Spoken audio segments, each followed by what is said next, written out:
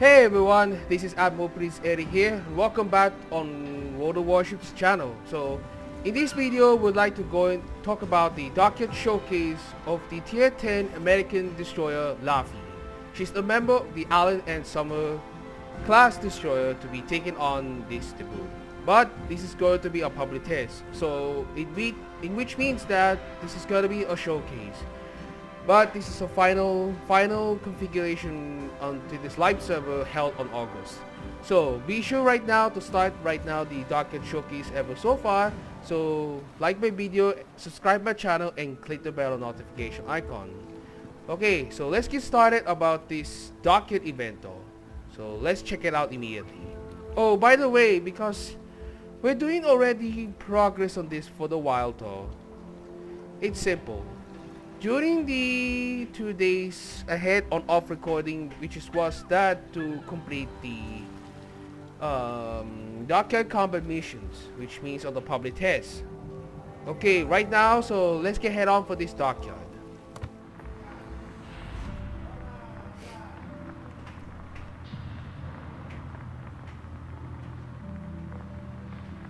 So this is gonna be Can't Wait and the second Dockyard event of the year 2025 after Blue Car.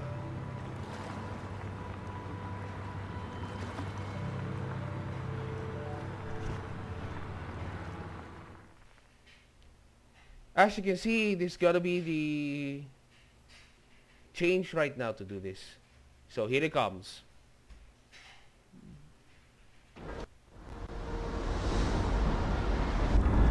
Okay, here it goes. The Dockyard Laffey.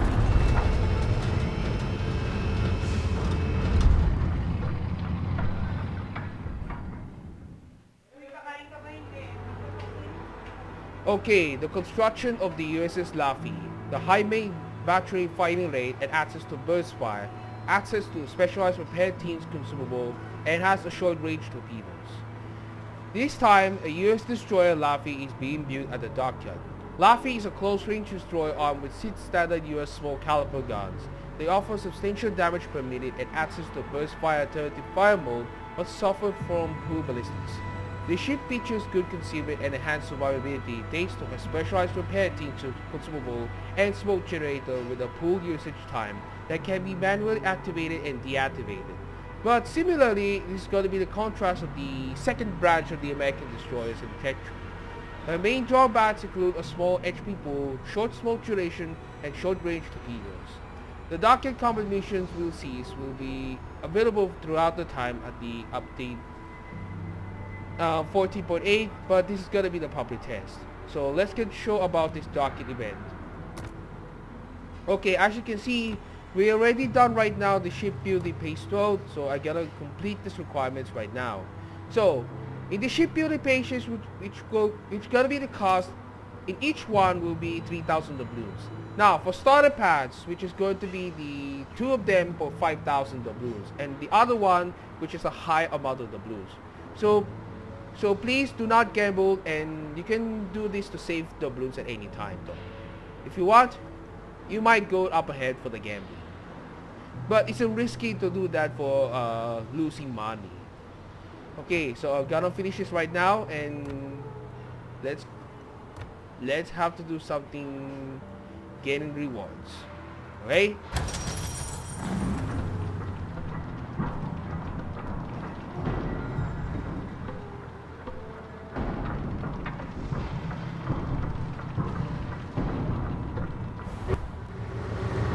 Here you go.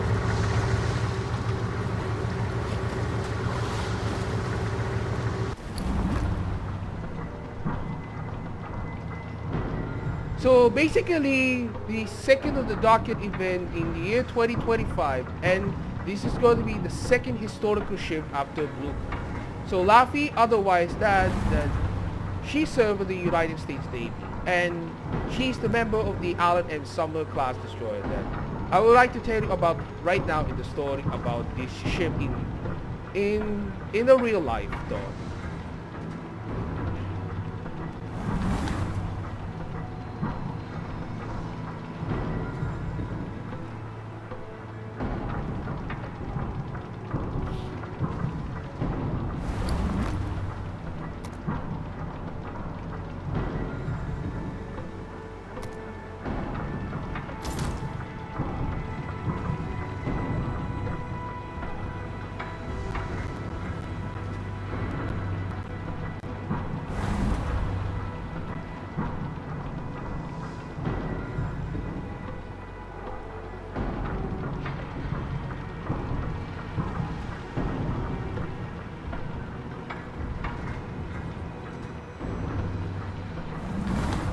There you go.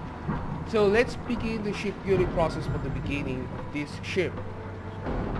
Let's just have to wait for this.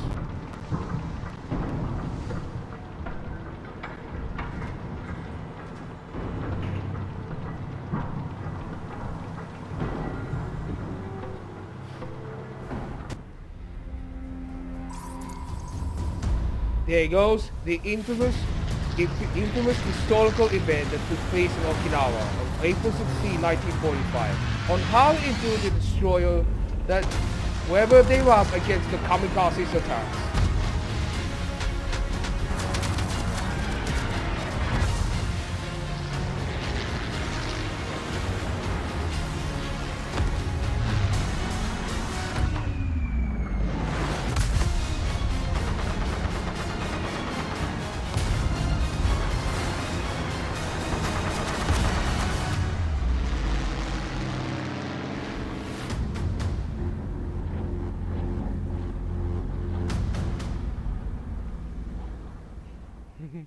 That was a pretty cool historical event that took place in 1945 that's impressive, earning the Laffey's nickname "The Ship Would Not Die" for her exploits about the surviving kamikaze attack.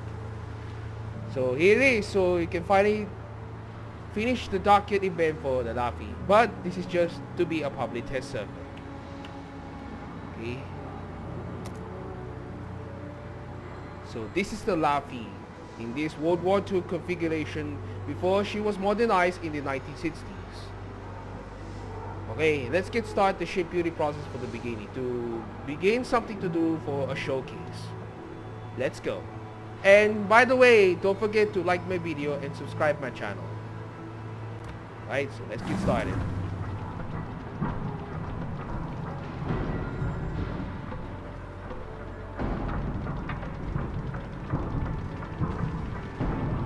So Laffey was laid down in the 1942, then the ship was launched in the 1943, before she was entered service the US Navy in 1944.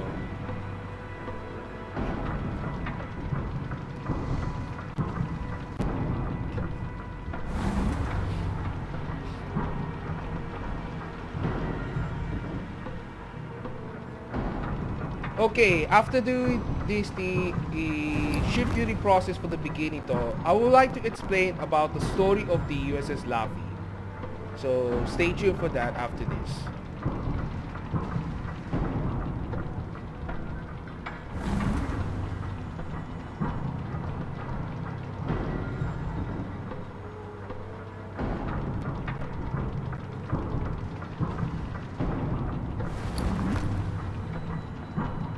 Here goes the installation, the generators, turbines, boilers, and etc. Including some turbines, which is gonna be held that later. More room compartments will be installed.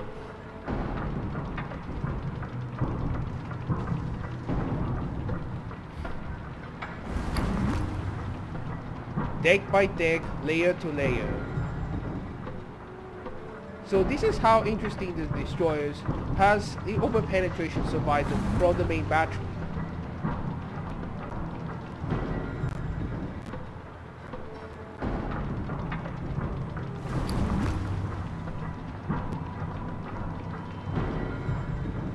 Here goes the barbette section, which is going to be the installation of the main battery of the stern.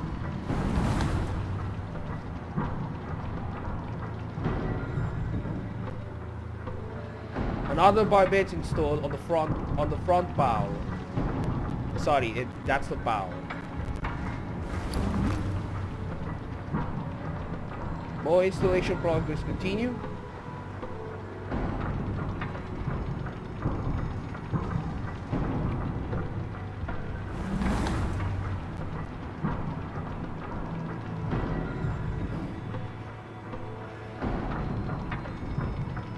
Looks like it's almost finishing touches as the hull of the Laffey becomes its completion. So here it is. So there's the hull of the Laffey after the ship was launched. But including for that the ceremony. After the ceremony though, the ship went on continued its construction, went on its fitting out phase. Some say it's going to be the construction of the ship's superstructures, the armaments like the main battery, torpedo armaments, anti-aircraft, and many more, including some fire control radars and radar support system, including in the stern, which is a depth charges. You can use that for that. You can use that against enemy submarines.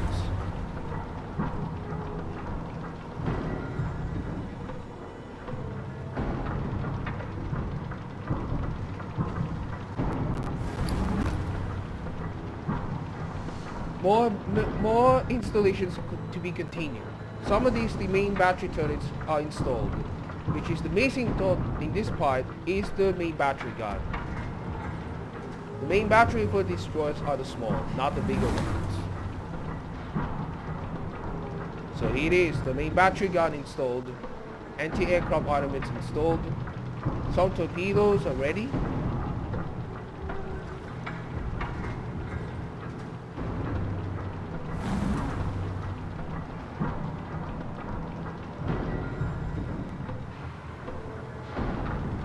Radar systems installed, and that's it, the finishing touches of this destroyer.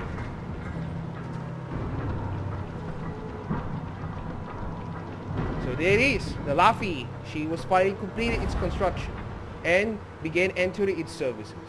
But the purpose right now, after its construction though, they went on the sea trials. Once after the sea trials is completed, the ship is ready to be commissioned and serving the Navy. Okay, so it's finally completed the dockyard pieces for Laffey, the historical ship. That was pretty amazing for this topic. Okay, so I hope you enjoy about my shipbuilding process from the beginning right now. So please like my video and enjoy the comment section. Alright, so let's get on to it before I would like to begin its story.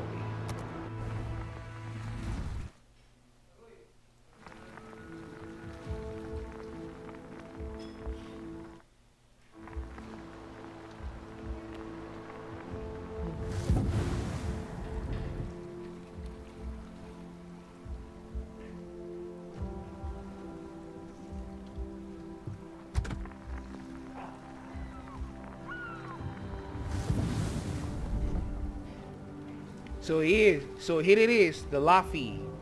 Here it comes with a permanent camouflage. DD-724, member of the Alan S. Summer class destroyer. Pretty good, isn't it? But the ship went on appearances in World War II before she was modernized in the 1960s. So the ship named after the seaman Bartlett Laffey, who was a Medal of Honor recipient throughout his services of the American Civil War on the side of the Union forces. Earning her nickname is the ship would not die for her exploits during the D-Day invasion and the Battle of Okinawa, when she successfully withstood a determined assault by conventional bombers and the most unrelenting kamikaze air attacks in history. Laffey was laid down on June 28, 1943, and the builder was on the Bat Iron Works.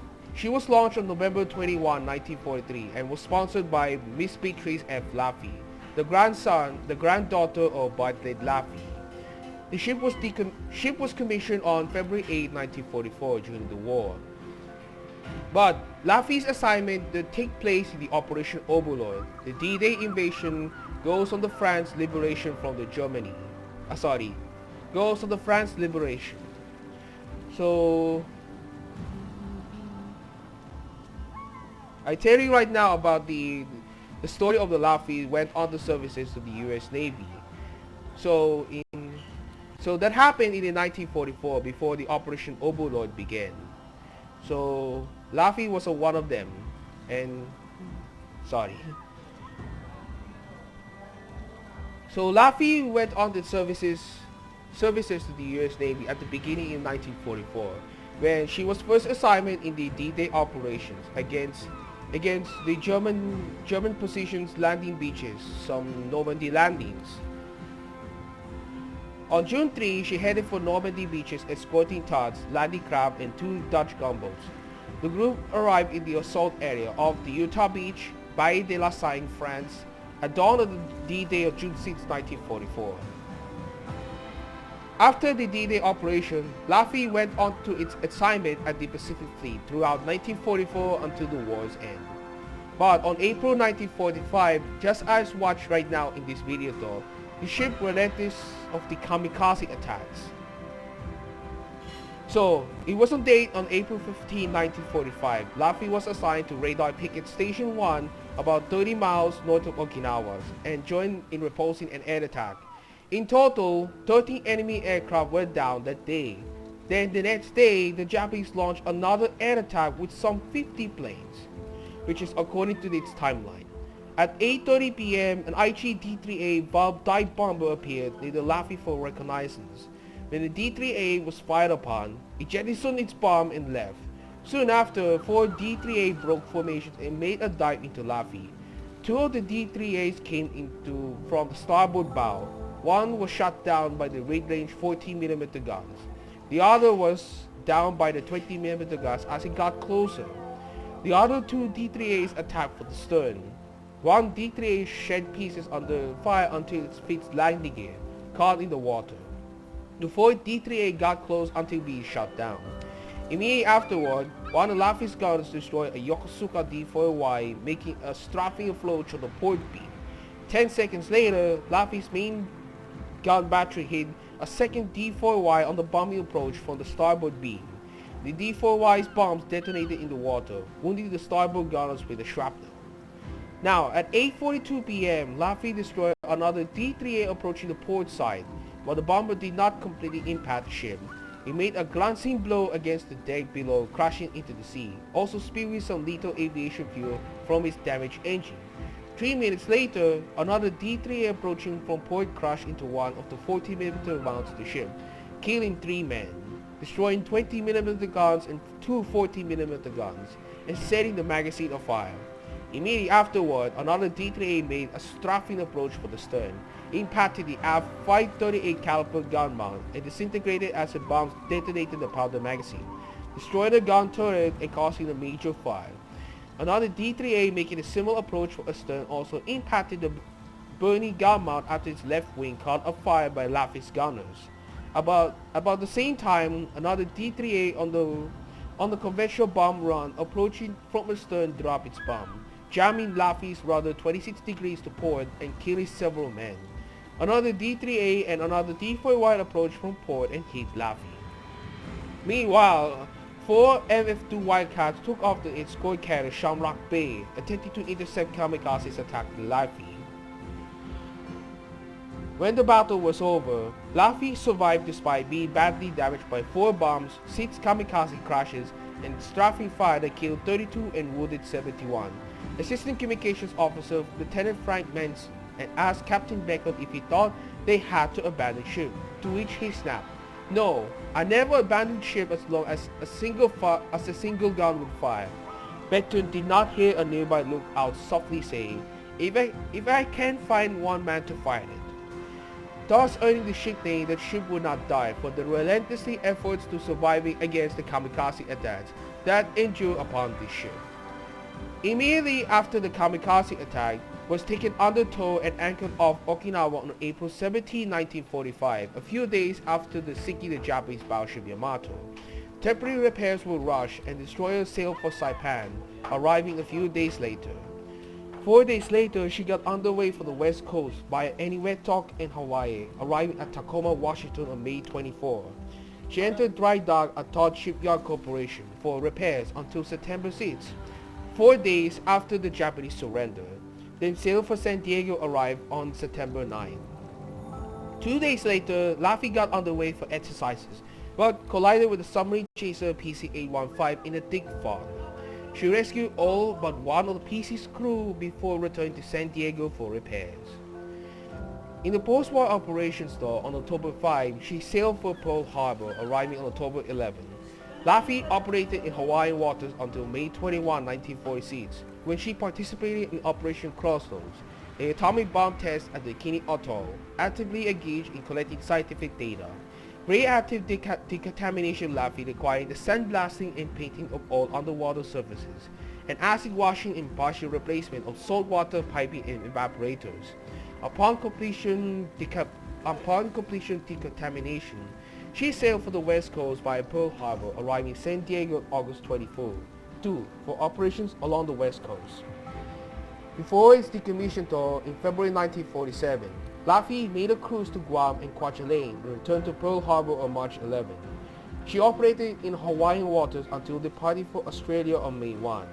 Laffey returned to San Diego June 17 and was decommissioned on June 30, 1947 and entered the Pacific Reserve Fleet. When the Korean War outbreak began in the early 1950s, Laffey was recommissioned on January 26, 1951, with Commander Charles Holovac in command. After shakedown out of San Diego, she headed for the east coast of the US, arriving in Norfolk in February for overhaul, followed by refresher training at Guantanamo Bay, Cuba. In mid-1952, she sailed for Korea, arriving in March. Laffey operated with Task Force 77 screening carriers at Tietam and Valley Forge. In May, with Captain Henry J. Conger in command, she took part in a blockade of Wonsan in Korea. It says about this: although frequently subjected to hostile fire in Wonsan Harbor while embarked in his flagship, the USS Laffey Captain Conger conducted a series of daring counter-battery duels with the enemy and was greatly instrumental in success achieved by the ship. By his inspiring leadership, sound judgment, and zealous devotion to duty throughout, Captain Conger contributed materially to the success of the naval blockade of the east coast of Korea and upheld the tried traditions of the United States Naval Service. Dan A. Kibali, Secretary of the Navy. After the brief defeat at Yokosuka on May 30, Laffey returned to Korea, where she rejoined TM-77. On June 22, she sailed for the east coast, transiting the Suez Canal and arriving Norfolk on August 19. Laffey operated in the Caribbean with a hunter-killer group until February 1954, departing on the world cruise which included a tour of Korea until June 29. Laffey departed the Far East bound for the East Coast by the Suez Canal, arriving Norfolk on August 25. Operating out of Norfolk, she participated in fleet exercises and plane guard duties, and on October 7, rescued 4 passengers for Able, a schooner that had sunk in the storm off the Virginia Capes.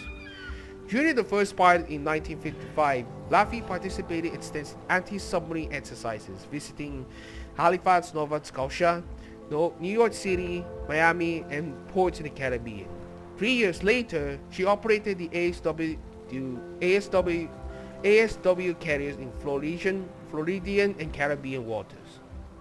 Laffey went on these services throughout the Cold War years until 1975.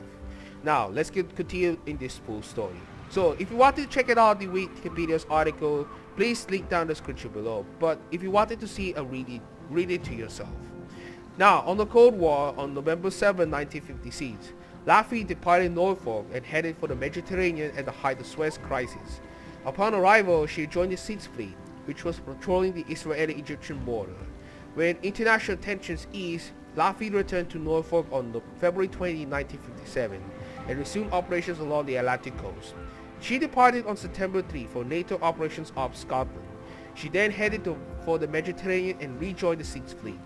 Laffey returned to Norfolk on December 22, and in June 1958, she made a cruise to the Caribbean for a major exercise.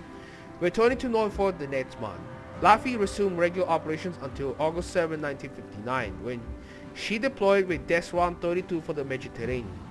Laffey transited the Suez Canal on December 14, stopped at Massawa, Eritrea, and continued on to the Aramco loading port of Ras Tanura, Saudi Arabia, where she spent Christmas. Laffey operated in Persian Gulf until late January 1960, when she transited the Suez Canal and headed for the home, arriving at Norfolk on February 28. Laffey then operated out on Norfolk, making a Caribbean cruise. In mid-August, she participated in a large naval NATO exercise. In October, she visited Antwerp, Belgium, returning to Norfolk on October 20, but headed back to Mediterranean in January 1961. which means in the game though the Laffey is in the World War II configuration before she was modernized in the 1960s though, but they did not yet unknown. While there, she assisted the British passenger and cargo ship Dara, which had suffered an explosion and was on fire. Laffey sailed for home in mid-August and arrived at Norfolk on August 28. Laffey set out in September on a vigorous training program designed to blend the crew into an effective fighting team and continued this training until February 1963, when she assumed the duties of service ship for the Norfolk Test and Evaluation Detachment.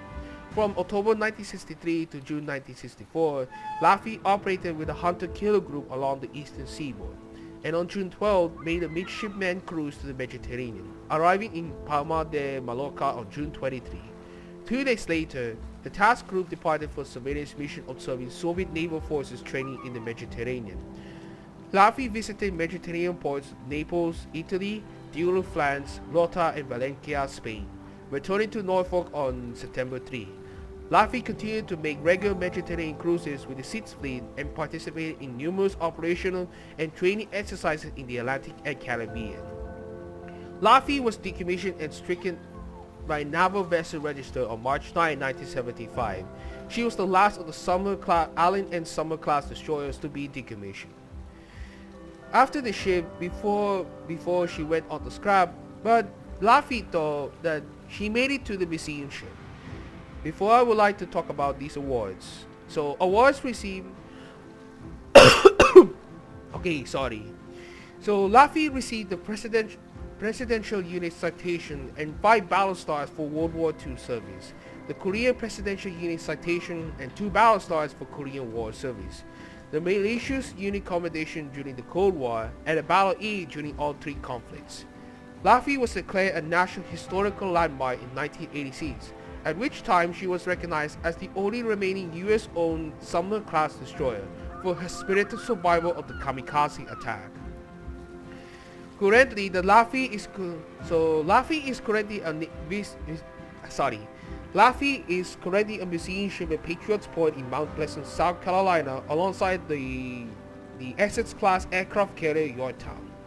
In October 2008, it was discovered that over 100 leads had sprung up in Laffey's hull, and officials at Patriots Point were afraid that the ship would sink at her mooring. An estimated $9 million was needed to tow the ship to dry dock for repairs, prompting Patriots Point officials to secure a $9.2 million loan for the state of South Carolina to cover the cost. On August 19, 2009, she was towed to Dethian Shipyards in North Charleston on the Copper River for repair in dry dock. The rust-eaten, corroded hull was repaired with thicker plating, miles of welding, and new paint. On April 16, 2010, the Board of Trustees of Clemson University reached a lease agreement for Patriots Point organization to move Laffey adjacent to Clemson's property at the former Naval Base Charleston in North Charleston. Laffey was returned to Patriots Point on January 25, 2012, with more than a dozen former crew members among the crew on hand to greet her. It cost $1.1 million to return the ship and to make repairs to accommodate her in a new berth at the front of the museum. That was the story about the USS Laffey to this itineration so far, but you can visit it about the ship in the Patriots Point in South Carolina. You should visit throughout this right away for the summer vacation. Okay, so let's head on to the game. So Laffey was made in World War II configuration before she was modernized in the 1960s. Unlike the rest of the Tech Treat though, which is the Forrest Sherman, Gearing, and the Fletcher. So here's how I'm going to do the ship specifications. So the survivability, we got 18,500. The main battery, which means the 127mm 38 Mark 12 on a Mark 38 mount, 3x2 127mm. It comes with a burst fire, increases main battery gun rate of fire by allowing you to shoot a series of quick salvos at short intervals. Each salvo series is followed by the longer reload time. The reload time is 25 seconds short, interval between individual shots which is 1 second, and number of bursts in the series which is 3. The main battery will be 12.4 kilometers. The torpedoes, we got 2x5 533mm. The range is about 8 kilometers, damage 17,900. The reload time for torpedo 2, 140 seconds. 180-degree turn time, 7.2 seconds. Speed is 66 knots. Detectability 1.4 knot. 1.4 kilometer. The ammunition for torpedo, we got March 17. It has 8 kilometer range. The damage is 17,900. The speed is 66 knots and the detectability range is 1.4 kilometers. The depth charges which is going to be available for that, this ship is located at the stern. Which you see right now, these are ahead, which is the depth charges. So it might be useful up ahead to hunt against enemy submarines. The maximum damage which means 5,100. There will be 2 charges. The bombs in the charge will be 14. The real time is about 40 seconds of each segment. In the AA defenses, which means the AA Guns 20mm Oerlikon on the Mark 4 mount, the 11x1 20mm. The second one is the AA Gun 14mm 56 Bofors on the Mark 1 mount. The next one is the AA Gun 14mm 56 Bofors on the Mark 2 mount, which is quadruple. The last thing is the main battery gun herself. So the continuous damage, which means 160. For the short range door is the 95, the medium range is 109, and the long range door is 63. Hit probability for the short 95%, the firing range is 2 kilometers. For the medium range door is the 100%, is the firing range 3.5 kilometers. For the long range AA guns, we got a hit probability 100% and has a firing range 5.8 kilometers. Damage by shell explosions between 1,680, which is going to be the number of shell explosions in the sample, which means a 3. The hit probability are 100% for the medium and long ranges. The action zone from 3.5 to 5.8 kilometers. The total of the damage by shell explosions 1,680. The priority sector reinforcement we got 35%, and the firing range consists 5.8 kilometers. So the next one, the maneuverability. Although destroyer is the faster, the maximum speed we got 36.5 knots. Turning circle radius 620 meters.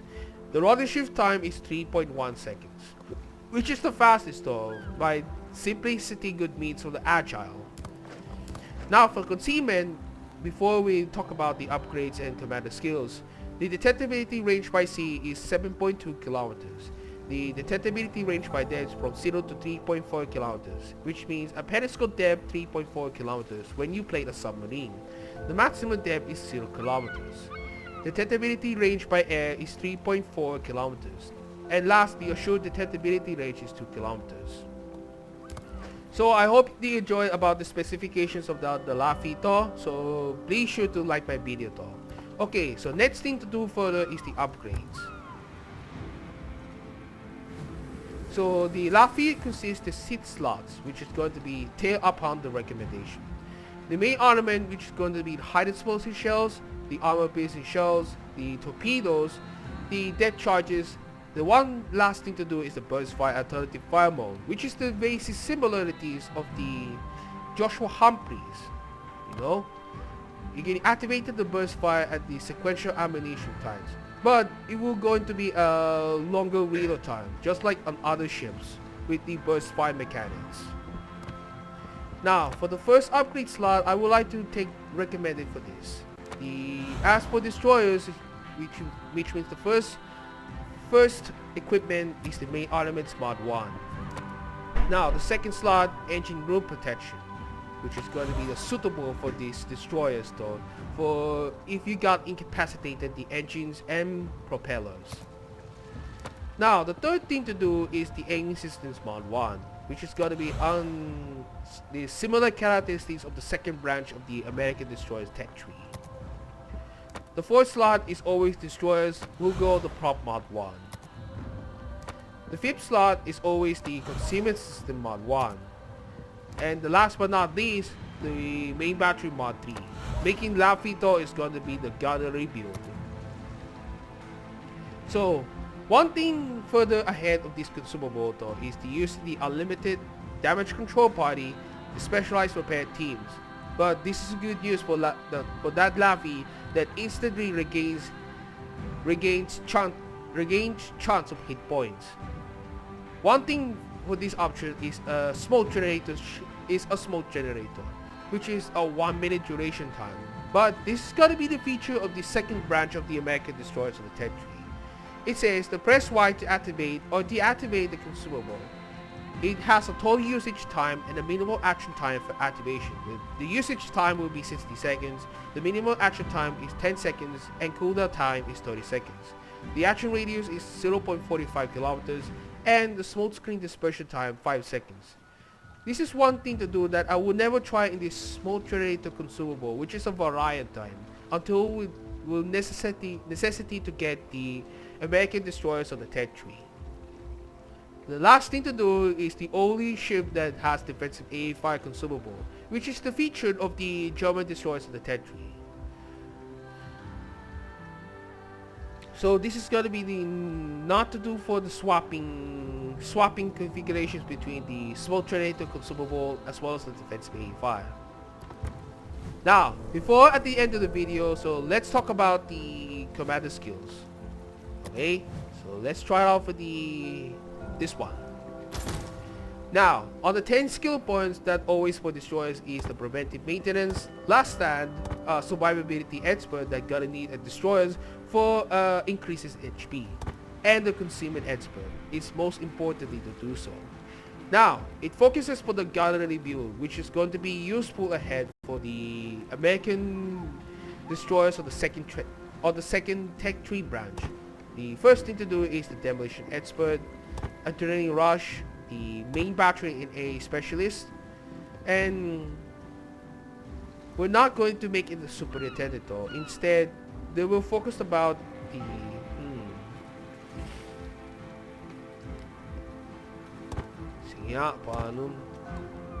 which is the very problem for the German destroyers of the second branch though, that always wanted to do. So I think we're gonna need suggestion. Sorry, the superintendent is not gonna be useful though. On the other hand, so the swiftfish, that was not recommended for this one. Okay, I'm gonna need to try to shuffle. So this is the 10 skill points. So we're gonna need to do for the. So we're gonna need the demolition expert.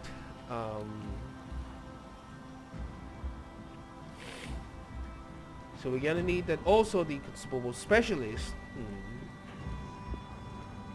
Do not need to use the field explorer. So the main battery AA specialist is worth to consider because it reduces speed battery yield time and increases continuous AA damage. So Dazzle is not recommended. Adrenaline Rush is gonna take a recommendation for these suitable skills. Okay, one last thing for the 3 skill points of either something will do for an option. Either you use the IVG or extra heavy ammunition. For those would be useful that the any destroyers with the large caliber guns. I think it's gonna be the field tubes. It's a worthy to do so for the reduces reload time, but it is truly not recommended. Okay, so the superintendent is not gonna use for the second branch American destroyers tech tree because it can't be available for the smoke generator consumable on the variant. Okay, so the one last thing.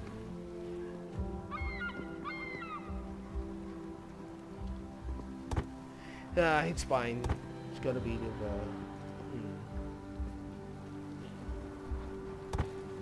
so gotta be field tubes.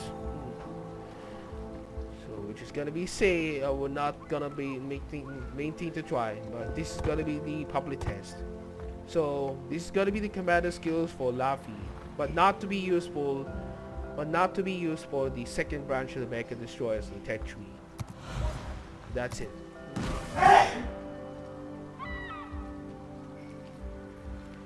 So I hope you enjoy about my Dockyard showcase of the American Destroyer Laffey. The second of the Dockyard ship will be taking place in the 2025 after Blucher, but it is also for that a second historical ship to be taking place into the game.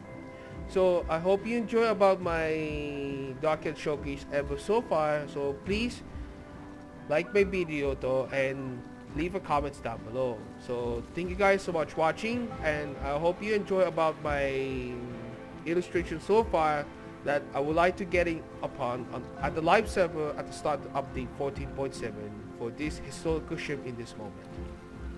So this is gonna be basically for a train ship that everyone wanted to do for is the train commanders of the second branch of the American Destroyer. And don't forget about the Wikipedia article about the USS Laffey DD-724 for this inspiration story. So thank you guys so much for watching, and I hope you see you in my next video. So I hope you enjoy, and good luck to all of them for claiming this ship. So good luck to all of you, and claim the prize for the Laffey. Okay guys, see you in my next video.